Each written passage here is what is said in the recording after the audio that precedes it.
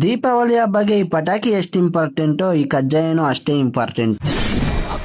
ನಮಸ್ಕಾರ ಎಲ್ಲರಿಗೂ. First of all ಎಲ್ಲರಿಗೂ ಹ್ಯಾಪಿ ದಿವಾಲಿ. ಇವತ್ತಿನ ಕಥೆಯನ್ನ ಶುರು ಮಾಡ್ತೀನಿ. ನಾವು ದಿವಾಲಿ ದಿನನೇ ನಮ್ ಬೈಕ್ಗೆಲ್ಲ ಪೂಜೆ ಮಾಡ್ತೀವಿ. ಅದ್ರಿಗೆ ನಾನು ನಮ್ ತಮ್ಮ ಬಂಗಾರಪೇಟೆಗೆ ಹೋಗ್ಬಿಟ್ಟು ನಮ್ಮ ಬೈಕಿಗೆ ಒಂದು ಹೂವಾರ ಬೇಕಾಗಿತ್ತು, ಅದ್ರಿಗೆ ಒಂದು ಹೂವಾರ ಇಸ್ಕೊಂಡು, ಮತ್ತೆ ಒಂದು ಕುಂಬಳಕಾಯಿ ಬೇಕಾಗಿತ್ತು, ಅದೊಂದು ಇಸ್ಕೊಂಡು, ಮತ್ತೆ ಹಬ್ಬಗೆ ವೆರಿ ಇಂಪಾರ್ಟೆಂಟ್ ಆಗಿರೋ ಇನ್ನೊಂದರ ಒಂದು ಡಜನ್ ಇಸ್ಕೊಂಡು, ಮತ್ತೆ ಸೀದಾ ಮನೆಗೆ ಬಂದ್ಮೇಲೆ ನಮ್ಮಮ್ಮ ದೇವಸ್ಥಾನಕ್ಕೆ ಹೋಗ್ಬೇಕು ಅಂತ ಎಲ್ಲ ಜೋಡಿಸ್ಕೊಂತ ಇದ್ರು. ಇದೆಲ್ಲ ಆದ್ಮೇಲೆ ನಮ್ ಬೈಕಿಗೆ ಅರ್ಶನ ಕುಂಕುಮ ಬೇಕಾಗಿತ್ತು. ಅದ್ರಿಗೆ ನಮ್ಮಮ್ಮ ಅರ್ಶನ ಕುಂಕುಮ ರೆಡಿ ಮಾಡ್ಕೊಟ್ರೆ, ಈ ಕಡೆ ನಮ್ಮ ಅಪ್ಪ ದೃಷ್ಟಿ ಆಗ್ಬಾರ್ದು ಅಂತ ನಿಂಬೆಣ್ಣು ಮತ್ತೆ ಹಸಿ ಮೆಣಸಿನಕಾಯಿ ಒಂದ್ ದಾರದಲ್ಲಿ ರೆಡಿ ಮಾಡ್ಕೊಟ್ರು. ಅದೆಲ್ಲ ಎತ್ಕೊಂಡು ನಾ ಬೈಕಿಗೆ ಪೂಜೆ ಮಾಡೋಣ ಅಂತ ಶುರು ಮಾಡಿದ್. ಫಸ್ಟ್ ಅರ್ಶನ ಕುಂಕುಮ ಬಿಟ್ಟು ಹೂವಾರ ಆಗ್ಬಿಟ್ಟು ಅದೆಲ್ಲ ಆದ್ಮೇಲೆ ಪೂಜೆ ಮಾಡಿದೆ. ಇದೆಲ್ಲ ಆದ್ಮೇಲೆ ನಮ್ಮಪ್ಪ ಒಂದ್ ಕಡೆ ಕುಂಬಳಕಾಯಿ ದೃಷ್ಟಿ ತೆಗಿತಾ ಇದ್ರೆ, ಈ ಕಡೆ ಇವನು ಪಟಾಕಿ ಅನಿಸ್ತಾ ಇದ್ದಾನೆ. ಫೈನಲ್ ಆಗಿ ಪೂಜೆ ಎಲ್ಲ ಆದ್ಮೇಲೆ ನಾನೊಂದ್ ರೌಂಡ್ ಹೋಗ್ಬಿಟ್ಟು ಬಂದೆ. ಅಷ್ಟೊತ್ತಿಗೆ ನಮ್ಮಮ್ಮ ದೇವಸ್ಥಾನಕ್ಕೆ ಹೋಗ್ಬೇಕು ಅಂತ ರೆಡಿ ಆಗಿದ್ರು. ದೇವಸ್ಥಾನಕ್ಕೆ ಹೋಗ್ಬೇಕು ಅಂತ ಜೊತೆಲಿ ಯಾರು ಇದ್ದಿಲ್ಲ. ಈಗ ನಮ್ ತಮ್ಮ ಬಂದ್ನು. ನಾವು ಮೂವರು ದೇವಸ್ಥಾನಕ್ಕೆ ಹೋದ್ರಿ. ಹಾಫ್ ಅನ್ ಅವರ್ ಅಲ್ಲಿ ದೇವಸ್ಥಾನದಲ್ಲೆಲ್ಲ ಪೂಜೆ ಆಗೋಯ್ತು. ನಾವು ಮತ್ತೆ ಸೀದಾ ಮನೆಗೆ ಬಂದ್ವಿ. ಮನೆಗೆ ಬಂದ್ಮೇಲೆ ದೇವ್ರಿಗೊಂದು ನಮಸ್ಕಾರ ಹಾಕೊಂಡು ನಮ್ ಫ್ಯಾಮಿಲಿ ಎಲ್ಲರೂ ಸೇರಿ ನೋಮ್ದಾರ ಕಟ್ಕೊಂಡ್ವಿ. ಇದೊಂದ್ ಹೇಳೋದ್ ನೋಡ್ತಿದ್ರೆ ನಾವು ರಾತ್ರಿನೇ ಕಜ್ಜಾಯ ಮಾಡಾಕಿದ್ವಿ. ಇದು ಇವತ್ತಿನ ನಮ್ಮನೇಲಿ ಹಬ್ಬದ ಕತೆ. ನೆಕ್ಸ್ಟ್ ವೀಡಿಯೋದಲ್ಲಿ ಸಿಗ್ತೀನಿ. Thank you.